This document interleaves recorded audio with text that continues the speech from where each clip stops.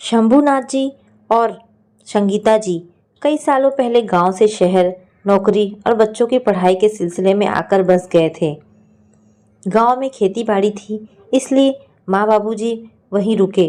अब जब भी कोई काम से शहर आता, उनके हाथों गेहूं, चना, दाल, सब्जियां पहुंच जाती। संगीता जी व्यवहार में कुशल थी। उनके मधुर व्यवहार के कारण गांव के कुछ बच्चे परीक्षा देने के लिए शहर पहुंचते तो वे उन्हीं के घर ठहरते। संगीता जी भी सबका बहुत ध्यान रखती। इसका एक फायदा और भी था। शंभूनाथ की टूरिंग जॉब थी। गांव के रिश्तेदार, जान पहचान के लोगों का घर में बने रहने से संगीता जी और बच्चों को अकेले रहने का डर भी नहीं लगता था। घर के बाहर के कामों में मदद भी मिल जाती थी। उधर गांव से आए बच्चों की पढ़ाई, परीक्षा या किसी का इलाज आसानी से हो जाता। इस तरह उनका मान सम्मान गांव में बहुत बढ़ गया। सभी शंभूनाथ जी के बड़े आभारी होते। कुछ बच्चों की शहर में नौकरियां लग गई। कोई पढ़ लिख कर डॉक्टर, तो कोई इंजीनियर बन गया, तो किसी की सरकारी नौकरी लग गई। मगर जब से बहू साक्षी घर पर आई थी, उसे इतने लोगों का घर में आना जाना बिल्कुल पसंद नहीं था। साक्षी को हमेशा लगता कि उसकी प्राइवेसी में दखल हो रही है। एक बार उनके घर में कुछ मेहमान आए हुए थे। काकी देखो, इस बार मैं आपके लिए ताजी मूंगफली और नींबू लेकर आया हूँ। काकी को भुनी हुई मूंगफलियाँ बहुत पसंद है ना, और नींबू का मीठा अचार आपके हाथ का हो तो क्या कहना, इस बार पोस्टिंग हो गई तो छोटी नहीं बड़े डिब्बे में भरकर ले जाऊंगा। उलझते हुए मनोज ने कहा, हाँ बेटा, जितना चाहे ले जाना, और भगवान करे तेरी पोस्टिंग इस बार जरूर हो जाए।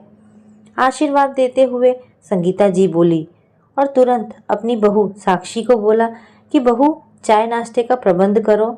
सुबह से निकला है बच्चा, इसे भूख लगी होगी। साक्षी को जैसे ही पता चला कि गांव से फिर मेहमान आए हैं, उसका पारा जोरों से चढ़ गया। गुस्से में बड़बड़ कर बर्तन पटकने लगी, रसोई में काम करते हुए, जिसकी आवाज़ बाहर तक आ रही थी। संगीता जी समझ गई थी कि बहू को मनोज का आना पसंद नहीं आया। ऐसा पहली बार नहीं हुआ। जब से साक्षी शादी करके उस घर में आई थी, उसे गांव से आए मेहमानों का आना बिल्कुल पसंद नहीं। हर बार एक ही बात कहती, ये सब लोग अपना फ़ायदा निकाल कर आते हैं और हम यहाँ उनकी सेवा स्वागत करते रहते हैं। आपके मेहमान मेरी आफत बन जाते हैं। यह लीजिए भाभी जी, आपके लिए मैं खट्टी मीठी इमली तुड़वा कर लाया हूँ। गांव का सीधा साधा सज्जन मनोज बिना सोचे समझे रसोई में पहुँच गया। तुम्हारी हिम्मत कैसे हुई मुझे भाभी कहने की? तुम हो कौन? मैं तुम्हें नहीं जानती, और ये फालतू की चीज़ें मैं नहीं खाती। आइंदा से घर में इधर उधर घूमने से पहले इजाज़त ले लिया करो। ना जाने कहाँ कहाँ से चले आते हैं। मान ना मान, मैं तेरा मेहमान। गुस्से से बड़बड़ाती हुई साक्षी जोर से चाय का कप पटकते हुए बोली, बहू, ये क्या तरीका हुआ बात करने का? ये हमारे घर के मेहमान हैं, और ये तो तुम्हारे ससुर जी के एक खास दोस्त का बेटा है। उन्होंने हमेशा हमारी मदद की है। अगर तुम्हारे पापा जी को पता चला कि तुमने ऐसा व्यवहार किया तो उन्हें बहुत बुरा लगेगा। माँ जी, काम निकल जाने पर कोई दोस्ती नहीं रखता। ये सब आपका सीधेपन का फ़ायदा उठाते हैं। देख लेना, जो एक बार नौकरी लग गई, दोबारा कभी आपका नाम याद नहीं रखेंगे। पूरे जमाने में स्वार्थी लोग भरे पड़े हैं। यह दुनिया स्वार्थ पर ही चल रही है। सीधे सच्चे लोगों को फंसाकर सब अपना उल्लू सीधा करते हैं। संगीता और शंभूनाथ जी में मदद का भाव था, लेकिन बहू साक्षी को लगता कि सास ससुर गांव के रिश्तेदार मेहमानों के नाम पर दोनों हाथों से लुटा देंगे, तो उसके लिए क्या बचेगा? आखिर उसके भविष्य का भी तो सवाल था। खैर, मनोज पुलिस परीक्षा देकर वापस लौट गया। कुछ दिन बाद पता चला उसकी पोस्टिंग भी इसी शहर में हो गई है। एक दिन यह बताने के लिए संगीता जी के घर आया, मिठाई का डिब्बा लेकर। आशीर्वाद लेकर उल्टे पांव लौट गया। संगीता जी भी साक्षी के व्यवहार से परेशान थी, इसलिए रुकने को नहीं बोल पाई। एक शाम ऑफिस से लौटते समय विवेक का एक्सीडेंट हो गया। कार वाला उनकी स्कूटी को टक्कर देकर भाग रहा था। भीड़ में किसी ने नंबर नोट कर लिया और पुलिस को फ़ोन लगा दिया। इत्तेफाक से वहाँ से निकल रहे मनोज ने विवेक भैया को पहचान लिया और एम्बुलेंस से सीधे जिला अस्पताल पहुंचाया। पैरों पे कुछ चोटें लगी थी और एक हाथ में फ्रैक्चर हो गया। इसके बाद मनोज ने घर पर फ़ोन करके सभी को इस बारे में जानकारी दी। कुछ ही देर में सभी अस्पताल पहुँचे। मनोज ने शंभूनाथ जी को सारी बात बताई। कार वाला भी पकड़ा जा चुका था, ये खबर भी बताई। वे बोले, बेटा तुम्हारा एहसान मैं कैसे चुकाऊंगा? अरे काका, मैं आपका छोटा बेटा हूँ, आपकी मदद करना मेरा फ़र्ज है। और फिर मैं जो भी हूँ आपके और काकी की वजह से हूँ, वरना कौन है इस बड़े शहर में जो गांव के लोगों को आसरा देता है।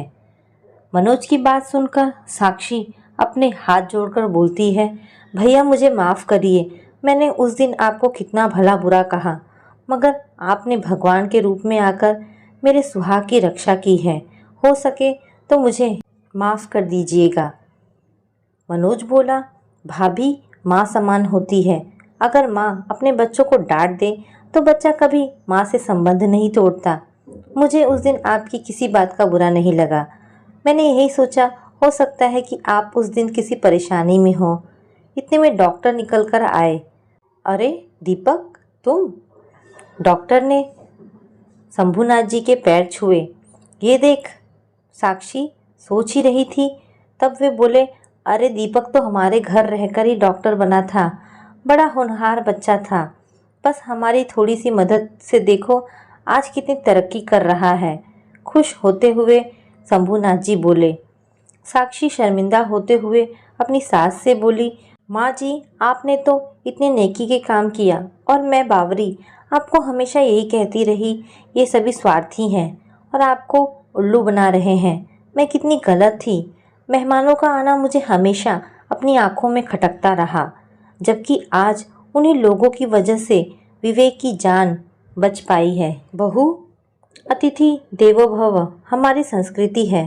फिर अगर हमारी थोड़ी सी मदद से किसी की काम बन जाती है, जिंदगी संवर जाती है, तो हमें ज़रूर करना चाहिए।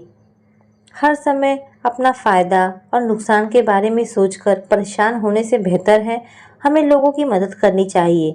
संगीता जी की बात सुनकर बहू साक्षी ने कहा, आपने बिल्कुल सही कहा माँ जी, आगे से मैं घर आए मेहमान का निरादर नहीं करूँगी। आपकी तरह मैं भी अब उनकी पूरी सेवा और आदर से उनका सम्मान करूँगी। संगीता जी अपनी बहू का बदला हुआ रूप देखकर बहुत खुश थी।